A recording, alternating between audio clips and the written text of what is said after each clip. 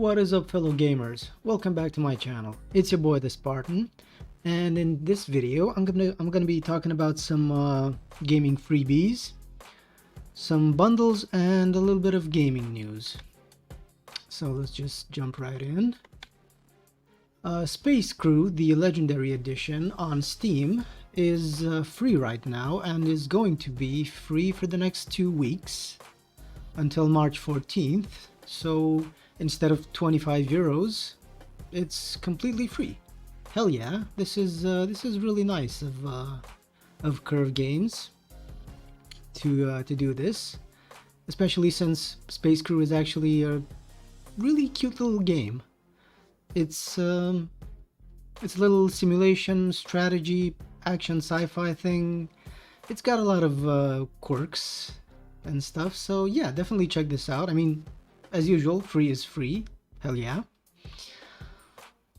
Alright, moving on. Fanatical has launched, I'm not sure if they just launched this bundle or if it has been launched for a couple of days now or something, but it just caught my eye, specifically for Deathloop and the Elder Scrolls Online. Since, I don't know, you can pick any of the, I don't even know how many games there are, but there are plenty of games for you to pick from, and you can go for 2, 3, 5, or 7.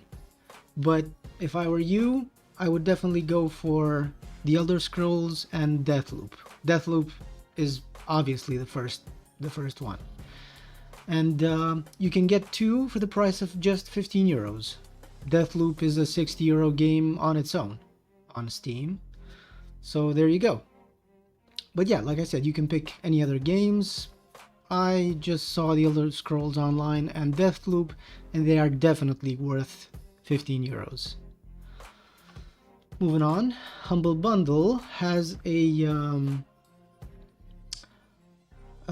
another Games Done Quick event in which Frost Fatalis has a game bundle. Now, the reason this one caught my eye, even though I only know 2 games out of these 7, I saw Abzu, and seeing as Abzu on Steam is 20 euros usually, you can pay almost 9.5 euros to get Abzu, to get Made of Scare, which is a very interesting little horror game, and 5 other little indies. This is definitely worth a look if you have roughly 10 euros to spare and are looking for a little, I don't know, I mean, Abzu's got a shit ton of positivity inside it. It's a really unique experience, a very relaxing experience. Definitely just, you know, if you click on all of them, you can you will be redirected. You can see some gameplay, some photos, some trailers and stuff. But yeah, definitely check this out. And moving on to the news section, Video Games Chronicle Chris Scullion says that Suicide Squad's concurrent Steam player count has started dipping below Gotham Knights, which also had a very rocky launch, to say the least. But at the very least, Gotham Knights was not and is not a live service game. The only thing multiplayer about it is its co-op. And granted, the menus do look kind of like a mobile live service game, but again, it's single player and co-op, and that's where the multiplayer ends. And Suicide Squad is seeing a player dip lower than Gotham Knights. So yeah, Warner Brothers' 2-year-old superhero game, Gotham Knights, is being played more than its month-old one. The concurrent player for the Steam version of Suicide Squad, Kill the Justice League, has dropped so much since launch that it's now frequently lower than Gotham Knights, although the game hit a peak concurrent player count of almost 13,500 the day after its release. It has dropped significantly to the extent that for the past week, the number of concurrent players has never passed 1,000. And this is according to Steam, the Steam database. Well, this is what you get. I don't even know what they were thinking. You know, I'm gonna go on a rant, so I better just stop here. I don't know what they were thinking with Suicide Squad, but it's going exactly as literally everyone anticipated. That's all I'm gonna say. Moving on to Gaming Bible, where Ewan Moore says Starfield has a major March update announced with several new features. About freaking time. Starfield is getting a major March update, which is apparently filled to the brim with a bunch of new features and improvements. On March 6th, we'll be putting our next update into the Steam beta, Bethesda confirmed on Twitter, or X, depending on how you call it.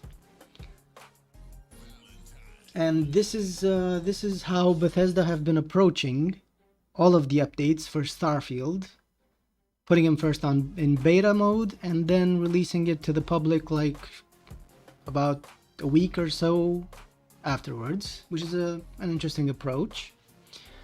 The update will focus on quality of life improvements and bug fixes as Bethesda gets ready to add more features and content this year to Starfield.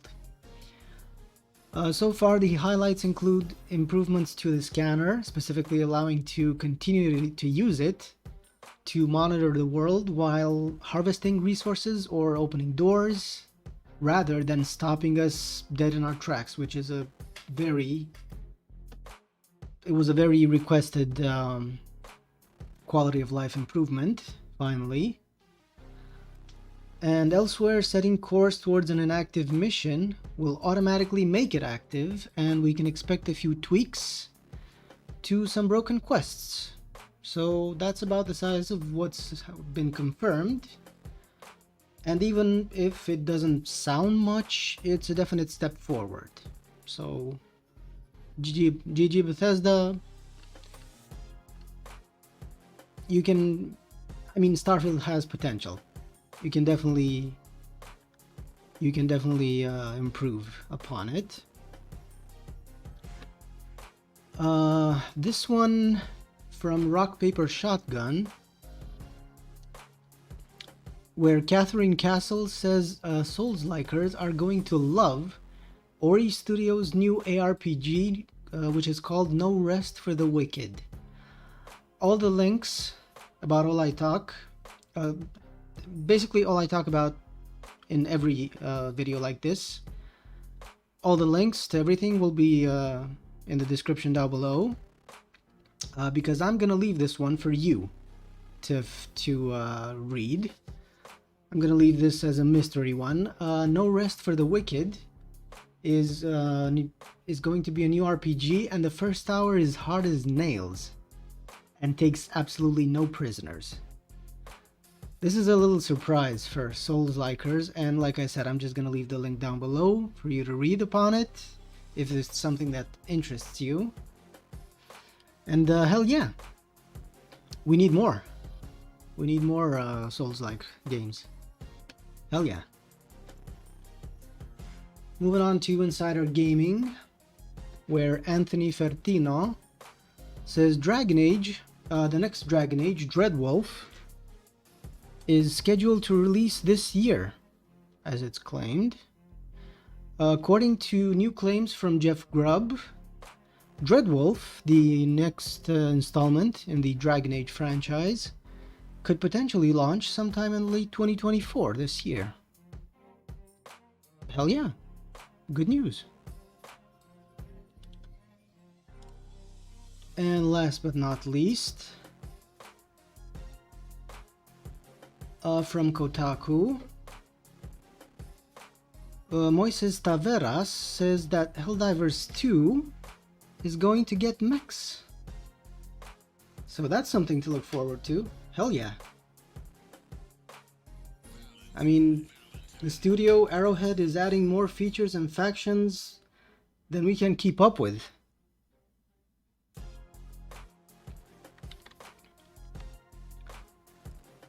And that's pretty much it for today. Thank you for watching.